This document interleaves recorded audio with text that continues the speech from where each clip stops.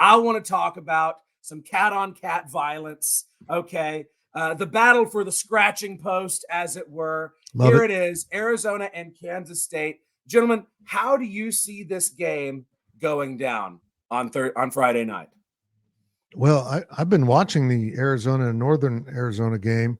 It wasn't a great performance by Arizona, but boy, offensively, they look similar. They do some things different, but the way formations they get into and some of the things they do with the running game are very similar. And I think Northern Arizona put on film right there, a good way to try to defend Arizona. But based on what I saw at Tulane, K-State might not be disciplined enough on the back end to run that kind of zone. It was pretty pitiful the way they defended at times, but they also got after the quarterback quite a bit. This is going to be a great game. This is a great matchup. Arizona has a great receiver quarterback combo that's going to give K-State all kinds of fits, and I think Avery Johnson and company on K-State's offense will do the same with Arizona. What are your thoughts, Jason? Early takes.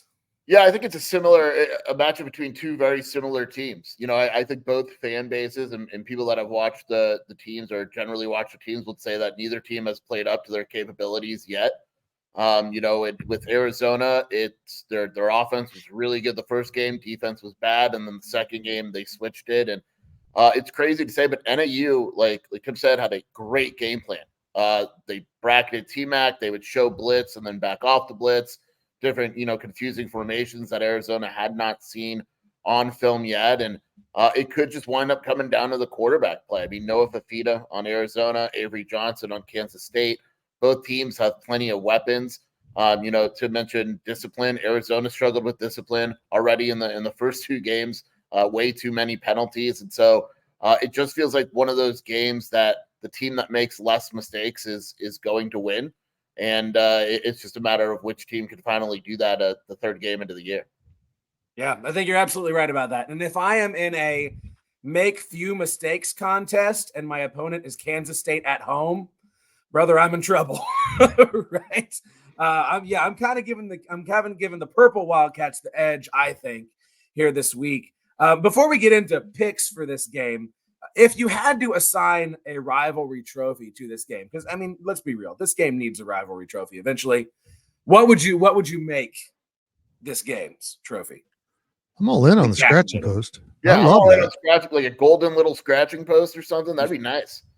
I love it. I've been trying to get something for Farmageddon for years, and nobody wants to do it. Yeah. Yeah, hey, anything's going to be better than what we finally settled on for TCU Baylor. I can tell you that much. Yes, that's true. Watercolor painted Captain America shield, right? Because obviously. Okay, let's make some picks here. How do you see this one going down? Feel free to put on the red or purple shaded glasses. This is a Homer-friendly show. I think the spread's spot on. K-State's home advantage is probably, 3-4 points, and K-State might be a little bit better, but look, I mean, both of these teams have shown they can open the door to defeat, and they've also shown they can survive a bad performance. So I think K-State will win by 7. I haven't decided on a score yet, but I think it's going to be another one-score game. And I still can't get my mind wrapped around the stat I saw from last year that in conference play, technically this isn't conference play, but it's conference teams, 50% of the Big 12 games last year were decided by one score. That's why it's the funnest conference in college football. That's why it's an entertaining brand, and that's why it's just survival every week to try to get out of there with a win and get to the next week. Yeah. Could say better myself. Go ahead, Jason.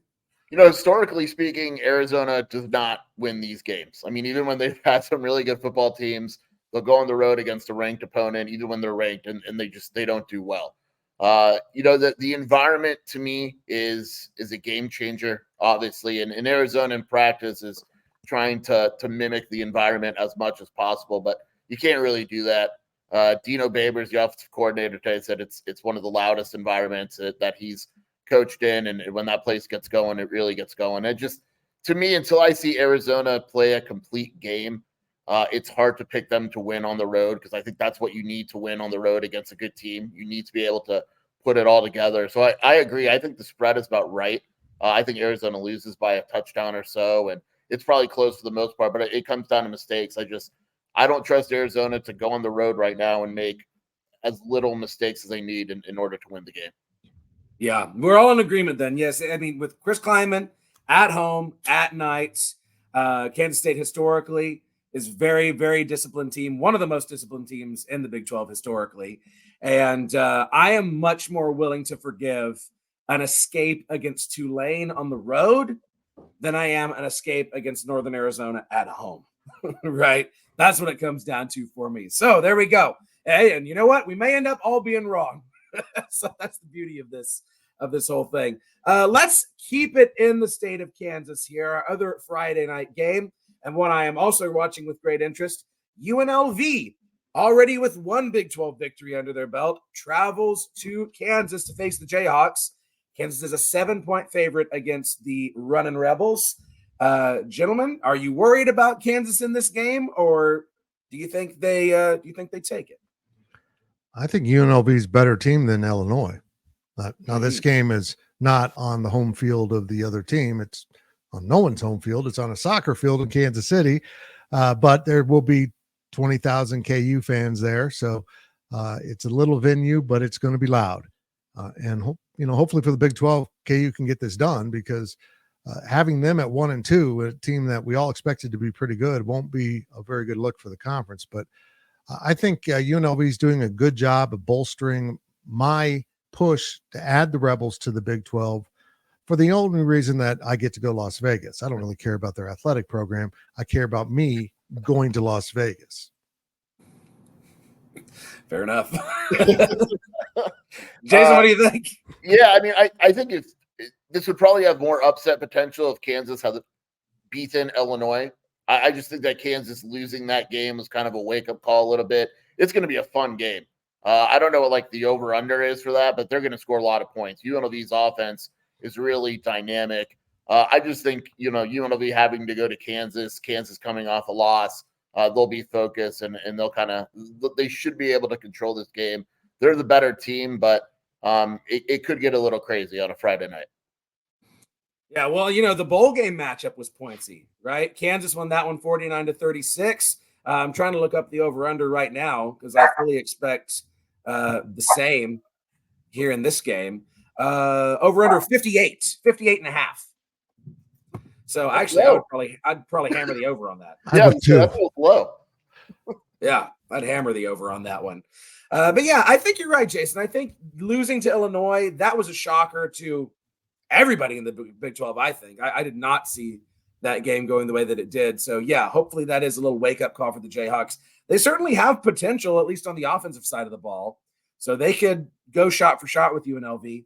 Hopefully it's not a situation where they're just looking forward to basketball season after Friday night, right? Like you say, Tim, we need wins like this for the Big 12. Yep. Now, as much as we all enjoy rooting against our rivals, and I certainly do.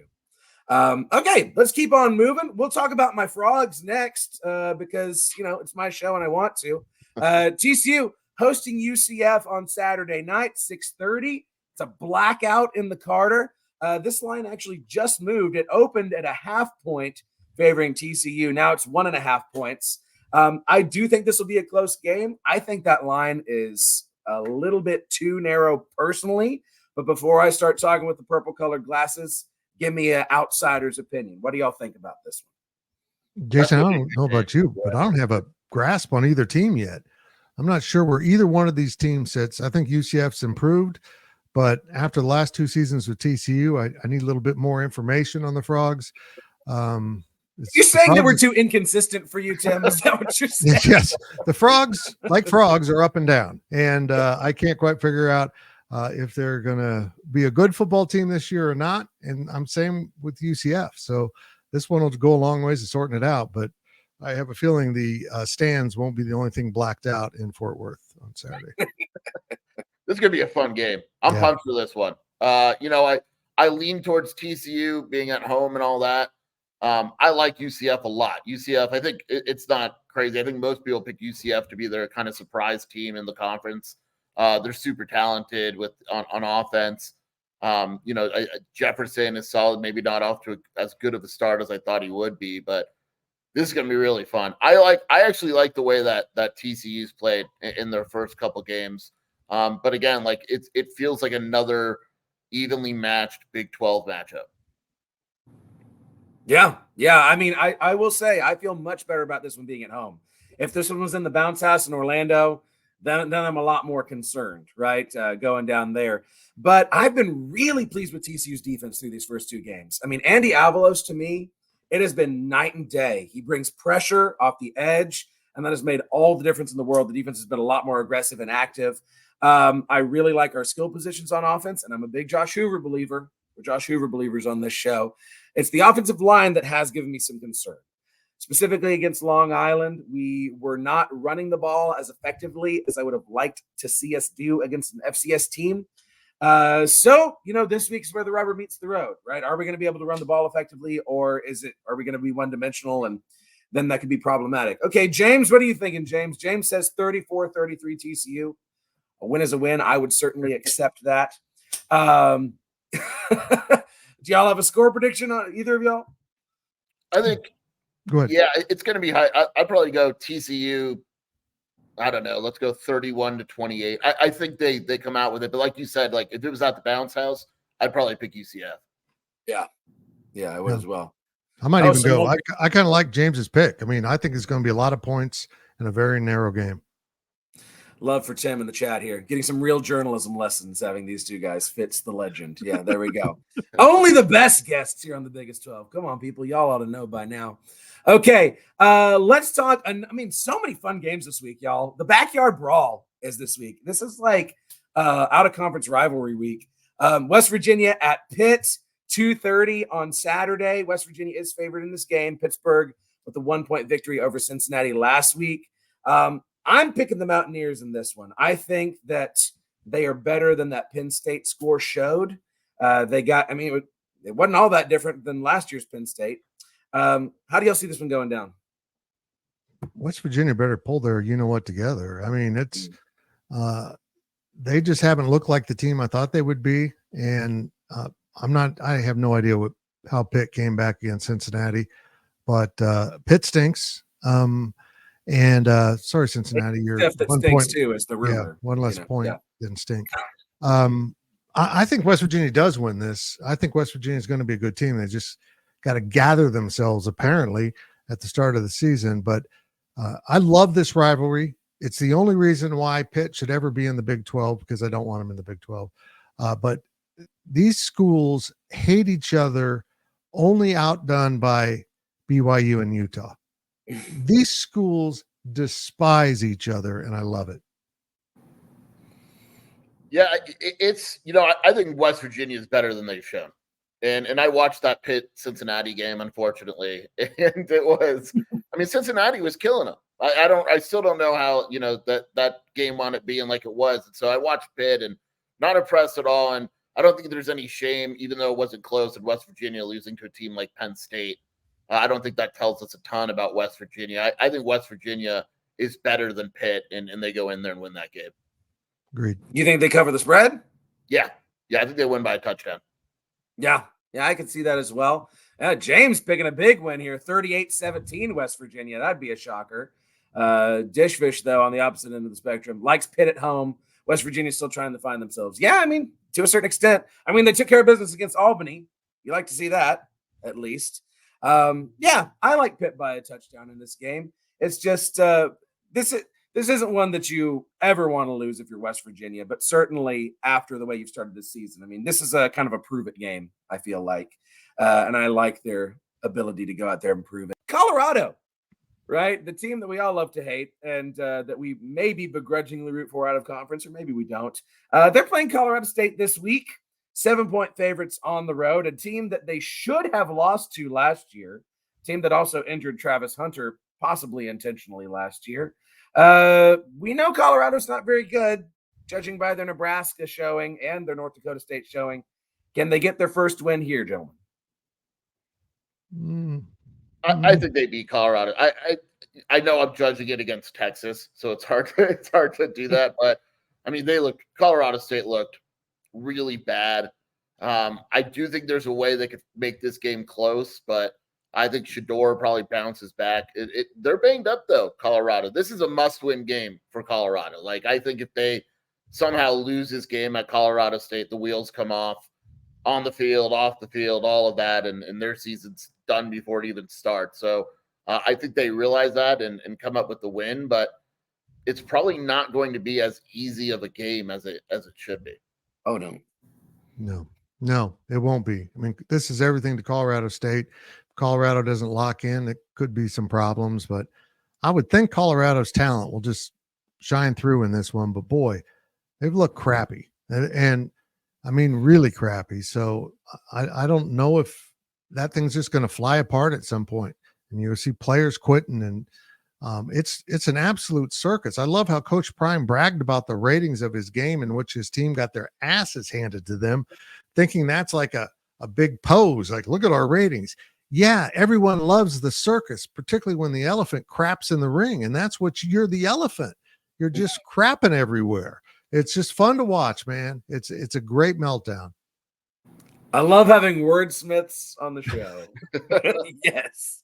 Man, well, yeah, it is a meltdown. And I tend to think, yes, the Colorado, they're just too talented. I mean, Travis Hunter in particular, just too talented. It's hard, but like James is saying, Colorado State wants this one bad. He sees Colorado State winning by a little less than a touchdown. Clint as well, our resident Oregon State fan. Colorado State beats Colorado 38-24. Dishfish, how do you spell quit? Colorado. Yes. Well, let me ask you this, boys. What would it take for Deion Sanders to be ousted at Colorado? You have to wonder, because I was talking with a friend about this. He was saying, like, oh, I think Deion's going to get fired after this year. But I was like, but I feel like Colorado likes the attention. Nobody gave a crap about them in the decade and a half before this. What do you think it takes for Deion to get fired from this job? Something horrible. Yeah. I mean, I think criminal something. They're not going to fire him because their revenues, whether it's from selling merch or enrollment, have skyrocketed. This shows the value of college athletics to the greater institution. I mean, it has been the best piece of marketing a university's done in a long time. Even if it's a gimmick, it's been tangible evidence that it's worked.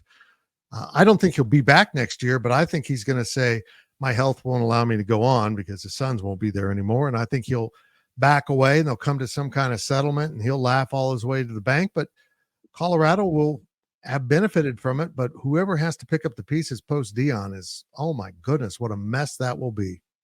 Yeah. Do you agree, Jason? I don't think he gets fired. The only way he would get fired is the day he stops making money for the university. Right. Is when they would let him go. Otherwise, I think if you're Colorado and you could find a way to make a 7-5 and make money in the process, they would be perfectly fine with that. Maybe the fan base wouldn't, but the administration would be perfectly fine with that because he's impacting the school in so many ways. But I agree with Fitz. I think he leaves after this year. I'm not sure how he gets it done, but I just can't see a situation where he's coaching a team without his sons and without Travis Hunter, because that's not going to be a good football team. Yeah. Do you think another team hires him if he leaves? Or do you think he even looks to be hired? I could see him looking elsewhere. I don't know what his contract is in terms of buyout. Like, if he has a losing season, does the school really want to buy him out of the contract or how that works? My guess is it is kind of set up for the medical leave or whatever you want to call it.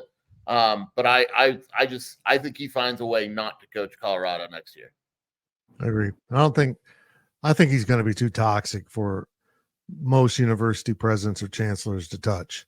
And I don't think he's NFL worthy. Let's be honest here. He's a crappy coach. When you don't know what culture is, you probably shouldn't be running a locker room because, Coach, I got news for you. You have a culture. It's just not a good one. So congratulations. Maybe you should learn what that is because it's impacting your team. It's shocking to me, though, too, because Deion at Colorado is kind of what you would expect a Deion coach team to look like. But it feels 180 degrees different than Jackson State, right? I don't know if y'all watched any of that documentary about him at Jackson State, but it seemed like he was all about the kids and like building something really special at Jackson State. And it's all lights and cameras and chains and everything else at Colorado. It's completely different. I don't know. What do you think there's something there, or why why the change, or am I making up that change in my mind? I just think his kids are closer to the NFL, and now they're in the national spotlight, and he accomplished what he always wanted to accomplish. And I do applaud him for what he did at Jackson State and all that, but the goal was always to get to a school like Colorado and get as much national attention and get his kids to the NFL and Travis to the NFL. And he's one step closer to accomplishing his goals. And so it's hard for me to say, like, I don't want to say he doesn't care about winning, but he gives off the vibe where, like you mentioned, like he starts his presser with the ratings. It's like, who cares? Like, you lost. And so he gives off the vibe that the stats and the ratings and the earnings are more important than the W. Yeah, it's like an influencer bragging about the number of clicks they got on their video of them getting the hell beaten out of them. I mean, what are you bragging about? It was like a Roman sacrifice. I don't understand what you're so fired up about. He just doesn't seem to have his priorities set straight. And I think what's really going to impact him is the same thing that happened last year is he's already throwing players under the bus. There's a lot of pointing fingers, and you're just going to have even further rot within that locker room if that continues. Yeah, you're right. You're right. Hey, Dishfish said TCU dodged a bullet by not hiring Prime. We were considering it. And I was thinking about just the other day, I cannot believe how badly I wanted Billy Napier to be TCU's coach 2 years ago. And now sitting looking at what has happened to Florida, man alive. I'm glad I'm not always the one making decisions. Let me just say that much. Okay, let's look at one more Big 12 game that really interests me. The battle for the Bayou Bucket. Rice at Houston, 7 p.m. on Saturday night. The Cougs are a 4.5-point favorite. Houston, a shockingly good showing against Oklahoma, only losing 16-12. Now, how much of this is that Houston's improving and how much of it is that Oklahoma is terrible, actually? It's hard to know. It's only week 2. But should the Cougs be worried against Rice at home? The Owls won last year.